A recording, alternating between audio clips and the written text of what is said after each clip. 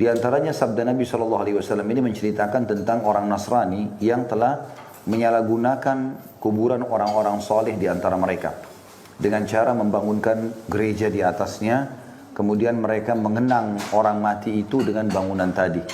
Dan dikerjakanlah beragam macam ibadah-ibadah dan ritual di situ. Maka Nabi SAW menjelaskan kalau mereka itu perilakunya suka melakukan perbuatan tadi, mempahat-pahat patung, tembok, kayu, lalu ditempelkan di dinding-dinding gereja mereka, lalu disembah dan dibangunkan tempat ibadah di situ. Maka kata Nabi SAW, mereka itu adalah seburuk-buruk makhluk di hadapan Allah. Makna hadis ini tentunya adalah larangan buat kita. Kita tidak boleh melakukan itu. Kalau ada kuburan orang soleh, tidak boleh kita bangun masjid di atasnya. Ya.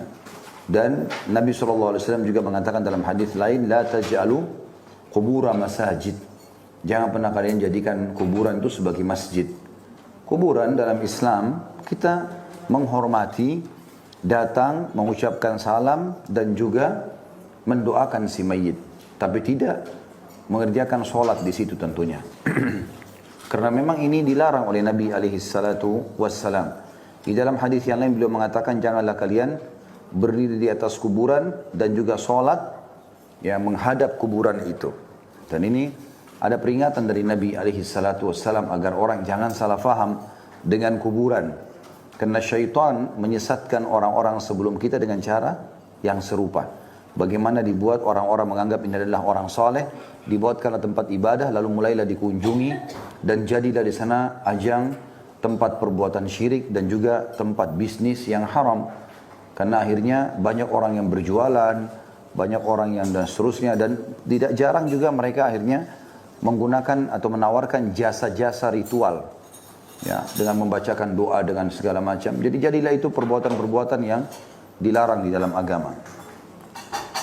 Kata Syekh Muhammad rahimahullah, beliau menghukumi mereka sebagai sejelek-jelek makhluk karena melakukan dua fitnah sekaligus, yaitu fitnah memuja kuburan dengan membangun tempat ibadah di atasnya, dan yang kedua fitnah membuat rupaka-rupaka. Hanya digambar-gambar ya, baik itu lukisan atau yang sejenisnya. Al-Bukhari dan Muslim meriwayatkan dari Aisyah radhiyallahu anha, ia berkata, tatkala Rasulullah SAW hendak diambil nyawanya, maka beliau pun segera menutupkan kain di atas mukanya. Lalu beliau buka lagi kain itu tatkala terasa menyesakkan nafas.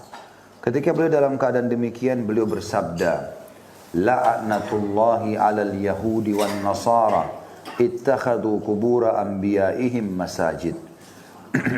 Semoga Allah melaknat atau semoga laknat Allah dilimpahkan kepada Yahudi dan Nasrani, mereka menjadikan kuburan nabi-nabi mereka sebagai tempat ibadah.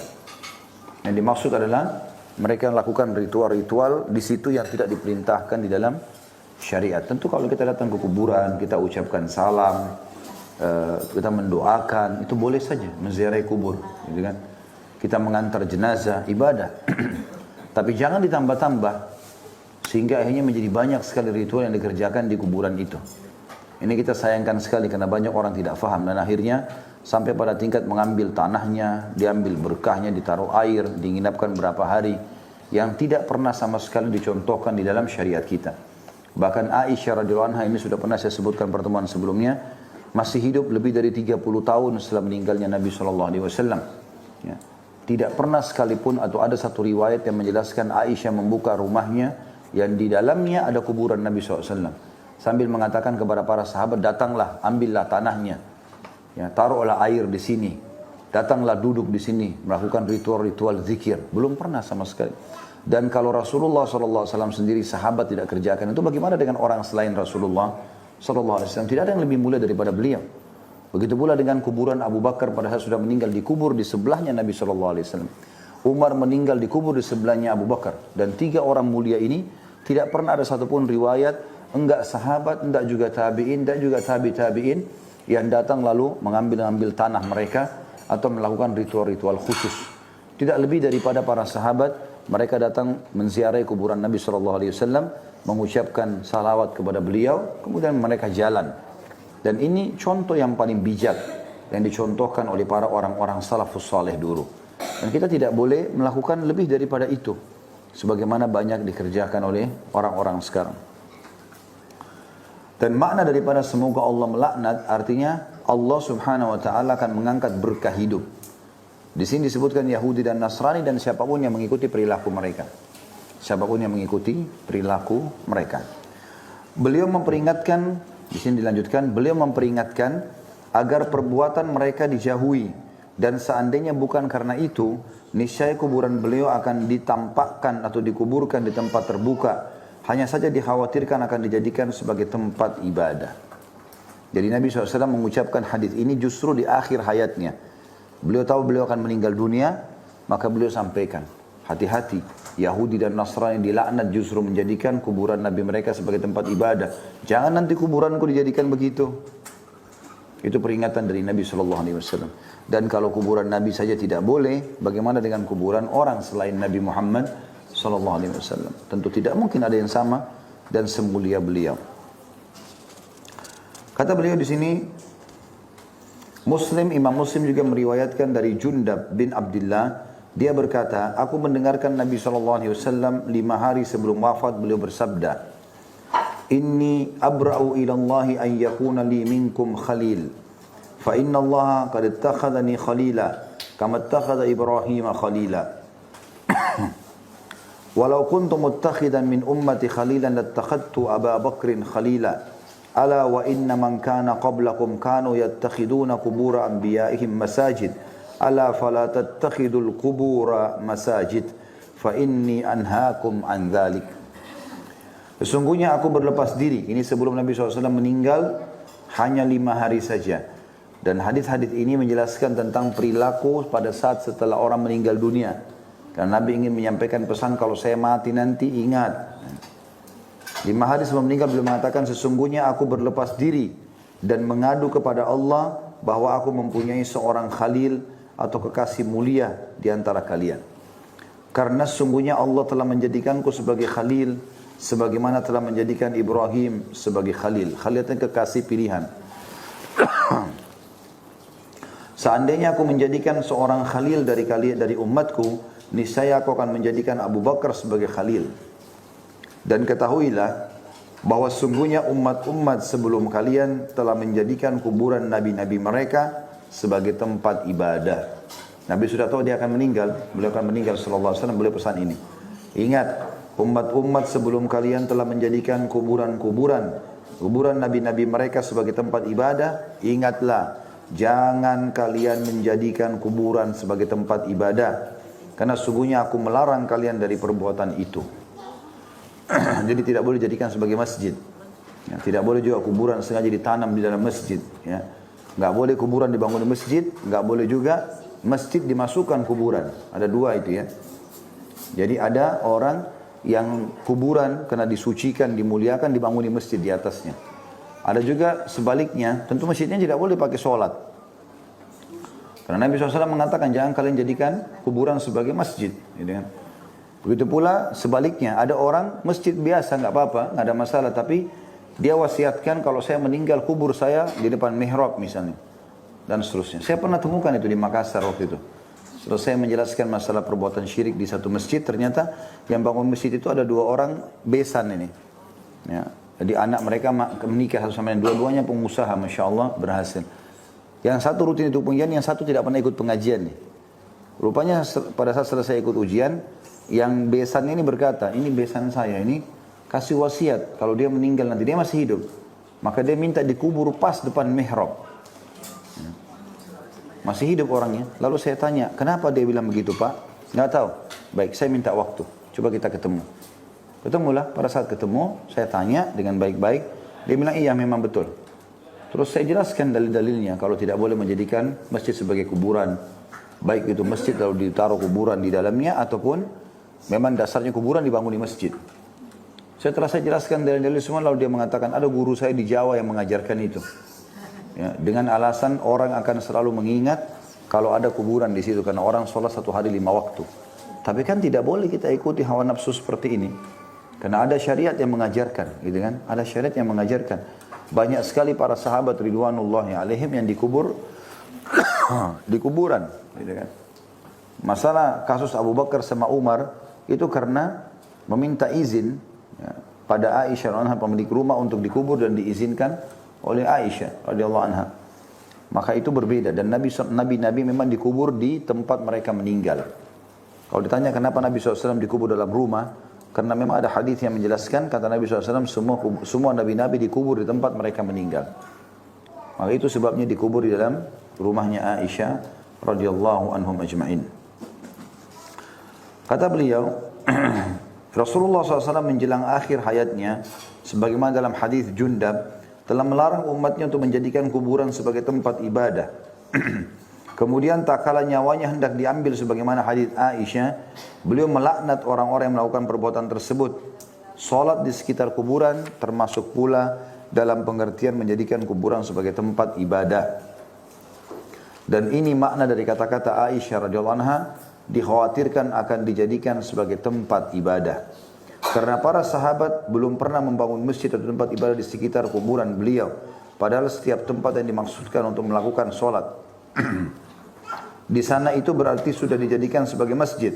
Bahkan setiap tempat yang dipergunakan untuk sholat disebut masjid. Sebagaimana telah disabdakan oleh Rasulullah SAW, "Ju'ilat liyal ardu masjidan wa tahura." Telah dijadikan bumi ini untukku bisa jadi masjid semuanya dan juga alat untuk bersuci. Artinya kita membangun masjid di mana saja yang penting tanahnya bukan tanah sengketa yang halal, maka boleh kita bangunkan masjid. Dalam hadis Imam Ahmad meriwayatkan hadis secara marfu dengan sanad jayyid atau bisa diterima. Jayyid artinya bagus sanadnya dan sanad artinya jalur hadis. Ibnu Mas'ud radhiyallahu anhu mengatakan, "Inna min syirarin nasi man tudrikuhumus sa'atu wa hum ahya walladzina yattakhiduna al-qubura masajid." Sesungguhnya termasuk jelek-jelek manusia ialah orang-orang yang masih hidup ketika kiamat terjadi. Jadi kalau orang masih hidup di saat kiamat terjadi nanti, itu orang yang paling buruk. Makanya kata Nabi SAW, sebelum terjadi kiamat, maka Allah akan mengirim tiupan angin yang akan merenggut nyawa setiap orang beriman. Sampai kalau kalian sembunyi di dalam sebuah bukit, di jantung bukit atau gunung, maka niscaya angin itu akan masuk dan merenggut nyawa kalian. Sehingga tidak tersisa lagi di muka bumi kecuali orang yang tidak beriman kepada Allah. Lalu pada mereka lah terjadi kiamat. Makanya ini makna perkataan Ibnu Mas'ud adalah hadis tidak akan seburuk-buruk orang adalah yang mereka masih hidup sementara kiamat terjadi. Dan yang kedua adalah kata beliau, dan orang-orang yang menjadikan kuburan sebagai tempat ibadah. Ya. Jadi di situ kita tahu aja berziarah kuburan adalah ibadah. Kita mengucapkan salam dan mendoakan juga ibadah. Gitu kan? Mengantar jenazah ibadah. Tapi bukan berarti kita duduk di situ, lakukan ritual sekian hari, wirid tertentu dan seterusnya. Ini tidak pernah ada contoh dari Nabi alaihi salatu wassalam.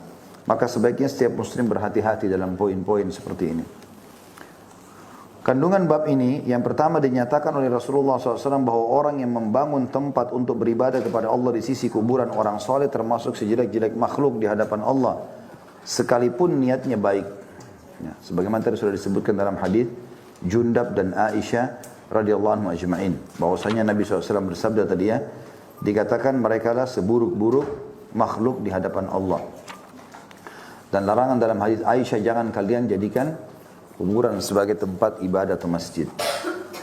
Yang kedua, dilarang dan diperingatkan dengan keras adanya rupaka-rupaka di dalam tempat ibadah. Gambar-gambar.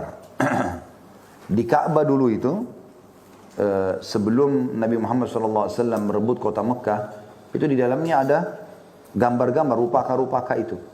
Ya, kalau kita sekarang lukisan ya, maka itu ada termasuk adanya Ibrahim alaihissalam, mereka gambarkan Ismail ya dan seterusnya lah yang pada saat pembebasan kota Mekah Nabi SAW sempat masuk dalam Ka'bah kemudian menghapus dengan tangan beliau yang mulia gambar yang mereka maksudkan Ibrahim dan Ismail alaihissalatu wassalam ya, karena di situ digambarkan kalau Ibrahim pun akan memberikan sesuatu pada berhala. Maka kata Nabi SAW, begini mereka memperlakukan kakek kami. Yang buruk sekali. Nabi Ibrahim AS tidak pernah syirik.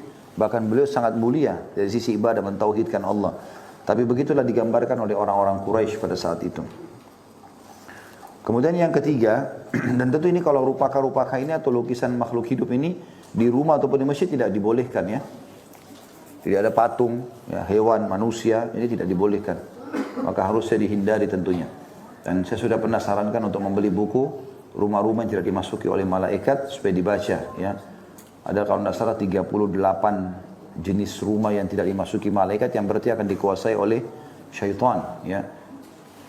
Di antaranya yang punya patung atau gambar-gambar ini. Yang ketiga, mengambil pelajaran dari upaya maksimal yang dilakukan Rasulullah SAW dalam masalah ini.